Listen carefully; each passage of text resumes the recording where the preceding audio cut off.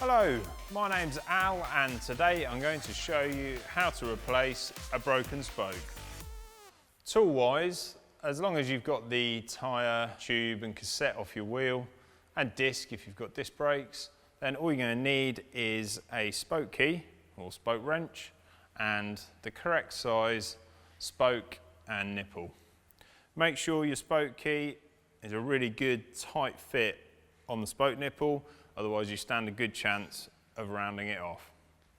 Spokes generally break due to fatigue, and if one spoke is gone, chances are many more are going to follow and a rebuild will generally be the best option. However, if you've just broken one spoke, perhaps by getting something caught in your wheel, then replacing it is a good idea. Truing a wheel isn't the easiest thing to do. But if you've only got one broken spoke, it's something that you can do at home, at least to get the wheel rideable again. This is a standard wheel that we've got here. It's built with a 3-cross pattern, so you can see that the spokes cross 3 other spokes as it travels its way from the hub to the rim.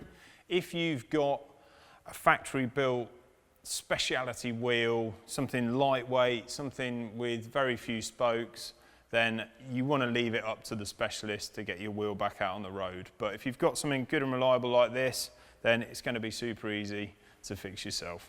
First of all, we're going to remove the old spoke. So this is broken here. Just going to remove the broken bit of spoke and nipple from the rim. And the longer piece, we're going to unthread from the other spokes. So it's behind this spoke. It goes over these 2 spokes here and we're able to feed it out of the hub like so, nice and easy. With our old spoke out of the way, we're ready to fit our new spoke. Obviously it needs to be the right length. Within a millimetre or 2 you should be okay. You can measure an existing spoke on your wheel, make sure you measure one on the correct side and you measure from the inside of the J-bend to the end of the threads. You'll see that the spokes alternate with the way that they're threaded into the hub, so we'll either see the head of the spoke or the elbow. The one that we're missing here sits in between 2 heads, so it's going to have to be elbow out, and we're going to insert the spoke through from the drive side and back out, which will leave the elbow exposed there. Now, we need to get to our hole in the rim and we need to cross 3 spokes to do that. So we have our 2 spokes here which we're going over. If you look at the other spokes in the rim, you'll be able to work the pattern out. And the final 3rd spoke, which is in the way before we get to our destination, we're going to need to go under. Don't worry about bending it too much. Any bend is going to be less than the bend that's already at the J bend of the spoke. And generally that will be the weak point, either at that elbow or just at the end of the threads there. It's where most spokes generally break. So with that in place, we're going to get our spoke nipple and we're going to drop it into place. Make sure it's the right spoke nipple for the right spoke because the threads are different. An easy way of screwing a nipple onto the spoke is with a screwdriver from above, or you can use a match.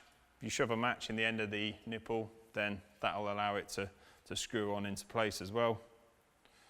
With this shallow rim and the length of the spoke, we've been able to grab enough just to spin that nipple on anyway. So that's screwed together and we can get our spoke key involved. So the tension's obviously very low at the moment. We need to bring it up to the same tension as its neighbours. And the way we're going to do that is by listening to the ping of the spoke as we pluck it, and also by giving them a good squeeze. We can feel roughly how tight they are, and we're going to try and match that as well as we can with our replacement spoke. I'm just going to wind some tension onto that.